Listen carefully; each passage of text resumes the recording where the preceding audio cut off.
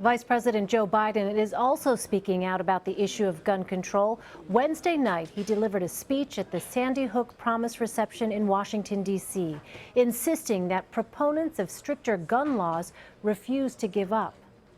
You know, my staff prepared a nice little short speech to make here tonight, but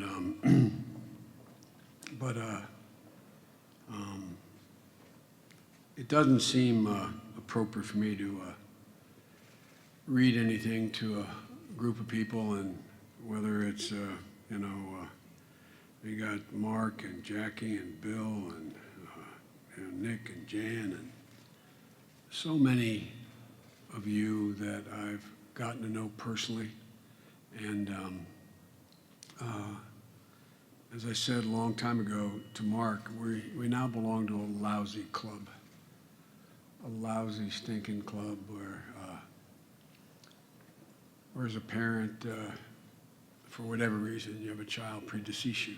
And I don't think there's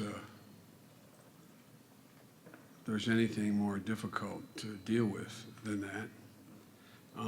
But I want to say to the families of Sandy Hook, all those of you who've been through hell, I can't tell you how much, and I mean this sincerely, I can't tell how much I admire your courage. When my wife and daughter were killed, right after I got elected, I got a phone call saying they were dead.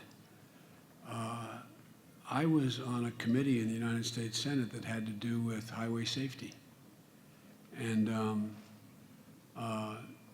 it was, and the issue was big trucks, and it was a front and center issue.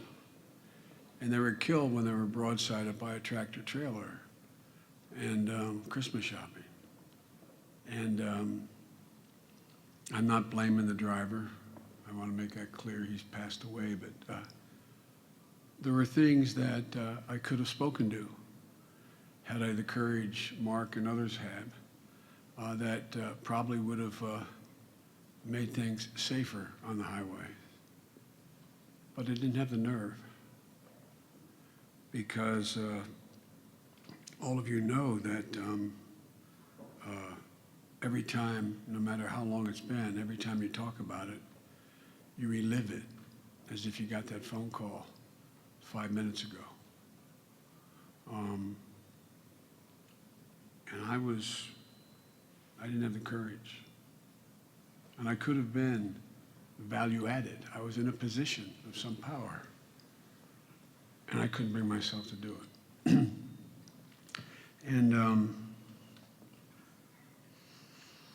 when I decided after my beau's death that I wasn't going to run for president, the president's a great friend, and I told him I was going to announce that, and he said, let's do it in the Rose Garden. You come out. Let me stand with you when you make the announcement. And I didn't intend on it. I see Larson and some guys back there. I didn't intend it. I had no prepared statement to say what I said, but I did say that I have one regret. I would have liked to have been the president to preside over the ending of cancer as we know it. And next thing I know, the president was, without telling me, he talked about it, without telling me, announcing that a great honor, but that I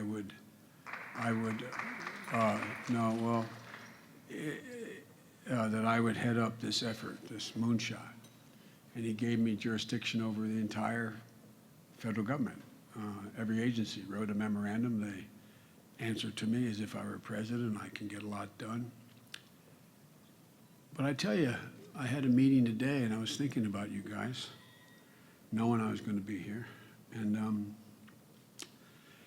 so I had a meeting with all the cabinet secretaries, what we're going to announce at this major cancer summit we're about to hold, where we're going to have over 100 sites around America where doctors and researchers are going to be, as well as hundreds of people here when we announce some of the progress we're making.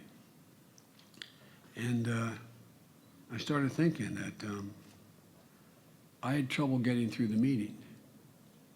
Not because of you guys, but because every time we talk about specifics, I think of my beau. I think of, came up today about trials and how you get into a cancer trial. And I remember the struggle we went through with Beau and when he was dying. And, probably if the president had asked me, did I want to do this, I would have been a coward as well and said, no, I don't want to do this. Because you can't help. I mean, I'm spending hundreds and hundreds of hours dealing with cancer and the research and the same cancers that killed my boy. And it just made me realize what an incredible group of people, I already knew it, what an incredible group of people you are, the Sandy Hook Promise, and all of you who are supporting them. You know, the practical things that the Promise is doing, warning signs on social media, teaching kids what to look for, probably have more impact and prevent more deaths and more carnage and crisis as you educate a generation about what to look on, warning signs on the internet, then a lot of things that all those who are experts, us in government and criminal justice system, could do. The training in schools of teachers and students and things, what to look for, it matters. It matters a lot. The practical thing that your mom, and at least my mom taught me, you see a kid sitting alone in the cafeteria, go sit with them. Go sit with them. Never forget, there was a lovely young girl named Kathleen. I won't mention her last name because last time I did it 25 years ago, she sent a letter to the editor reminding everybody it was true. But I used to get on the bus and no one wanted to sit with her. And so she always wanted me to sit with her, and I didn't sit in the same bus seat in 5th grade with her. She'd come and sit with me. And everybody made fun of it. You know, that was my girlfriend, and she was a wonderful kid, but she was a kid who, anyway, she was a wonderful kid. I remember going home to my mom and said, Mom, I don't know what to do every time, because I was the second person to get on the bus and the route the bus took, and it took probably 30 minutes, the bus ride. And she was the second person. The whole bus would be empty. She'd come and sit with me. And I said, Mom, I'm so embarrassed. Everybody thinks Kathleen's my girlfriend. And my mother looked at me and says, does she like you, honey? I said, yeah, Mom, that's the problem. She looked at me and said, anybody who loves you, you love them back. You love them back. You guys are teaching children, and you're funding this effort to teach children to embrace the kid who's the outsider and shunned, the kid who's bullied. Look at what not paying attention to those children produces. Not all the time, but look what it produces. And so I really came to say to all of you, I realize this is a fundraiser. You're funding not only a decent group of people, but knowledgeable people. What they're doing long-term will have a profound impact, for real. So I strongly encourage you to continue to support them. And it's just so sad that the president and I talked about it, because I told him I was coming. And he said that maybe was the saddest day of our entire administration. That day.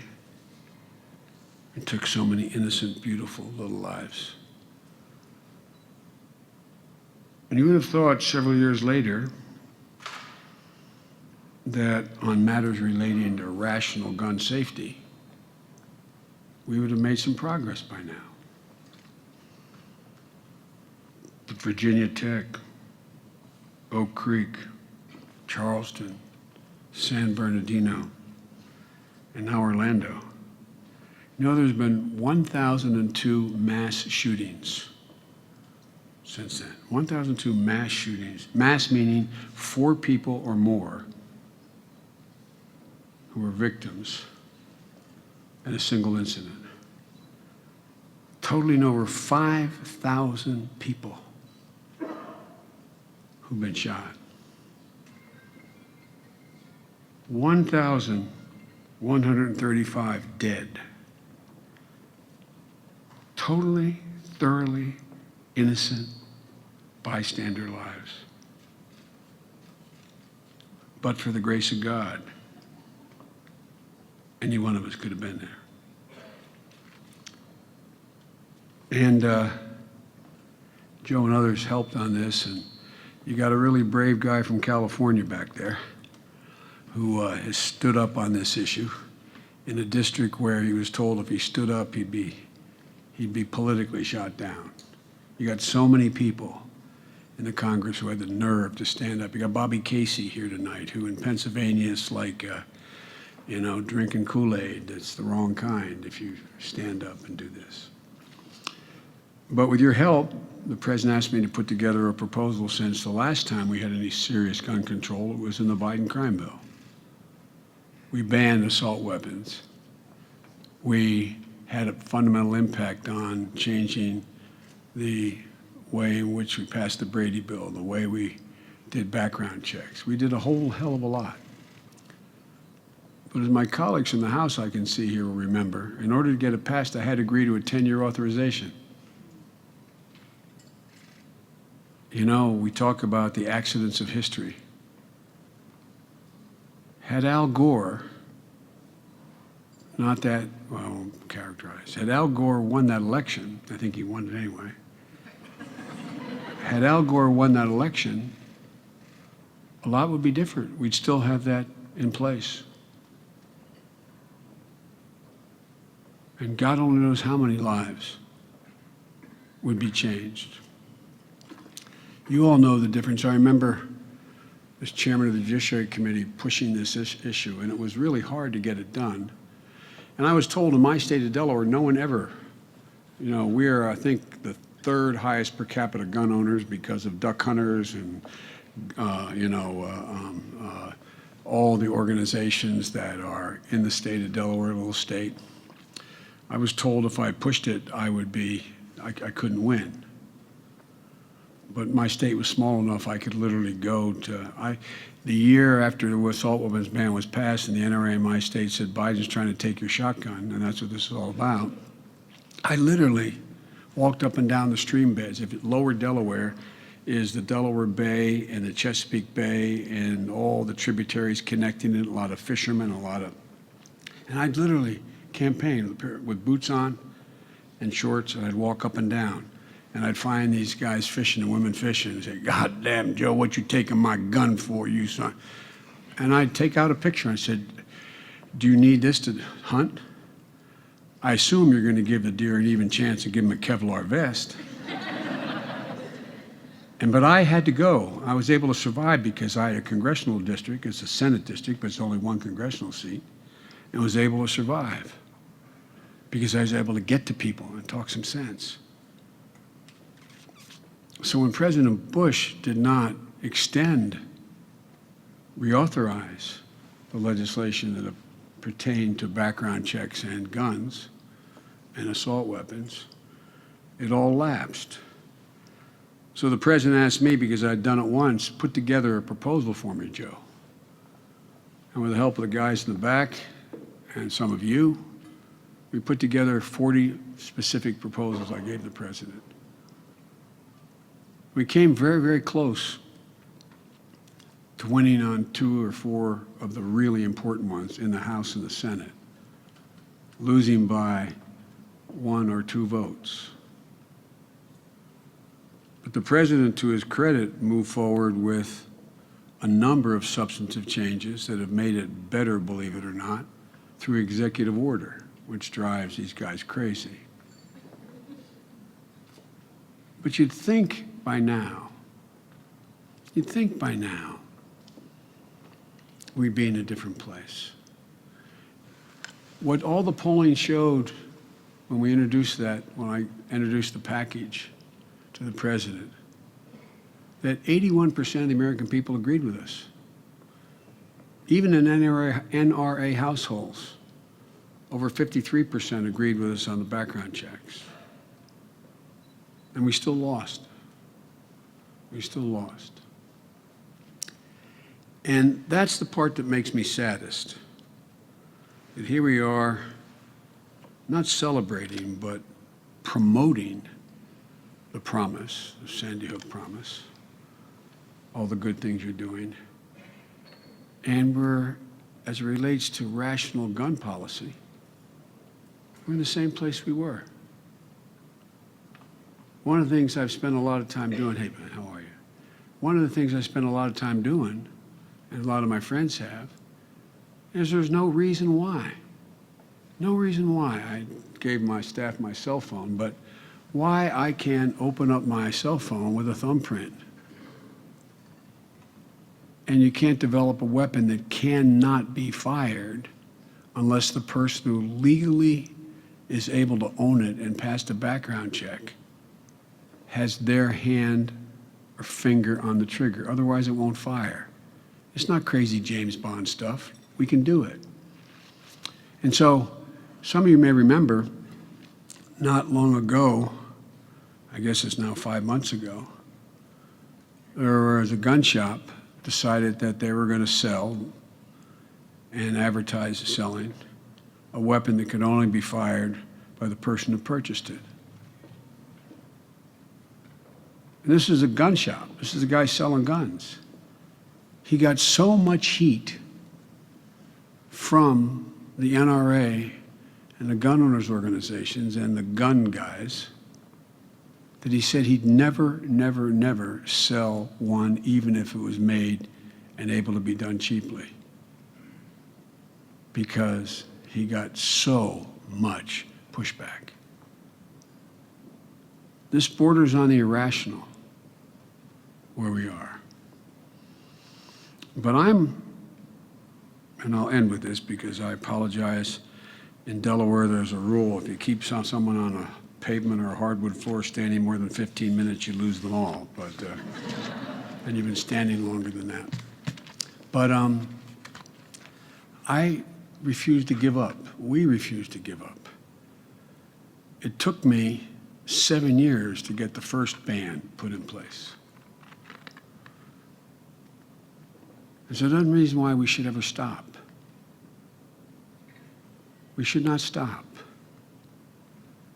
The idea that you can be in a no-fly list and a no-buy list and still be able to buy if you're not on a no-buy list? I mean, what are these guys, women thinking?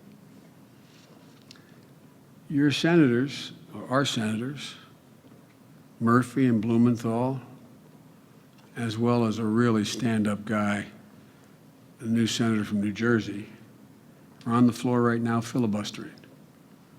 They're filibustering an appropriations bill.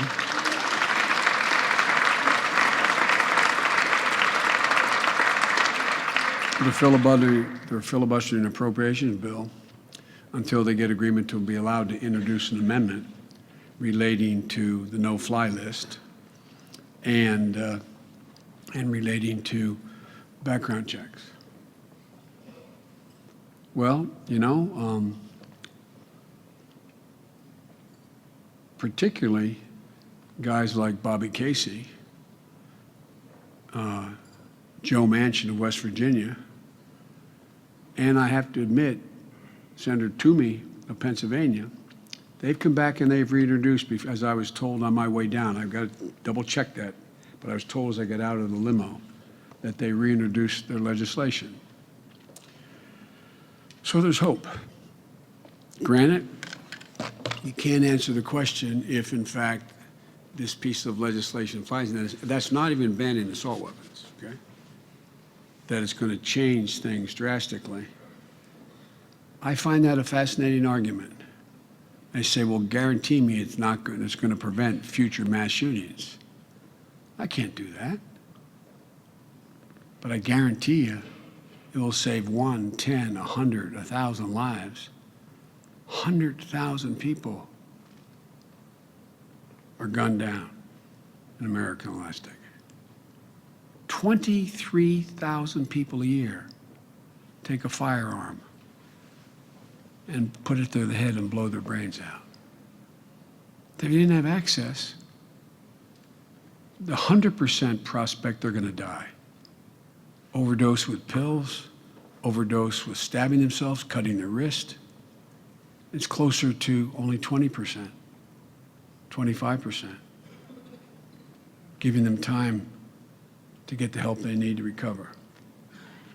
So guys, I'm being too somber and I apologize, but I strongly urge those of you who are contributing to keeping Sandy Hook Promise going to continue to do it. As I told Mark, I'm out of a job. I've never been gainfully employed before. I got elected to the Senate when I was 29 years old. I don't know what the hell else to do. But I promise you, I'll be part of your ranks. I'll be contributing. I'll be working. I'll be involved to make sure that we eventually get this done. So again, to the families, thank you for the courage, because without you speaking out, without you having the courage to speak out, it's easy for people to try to forget. These are things they want to forget.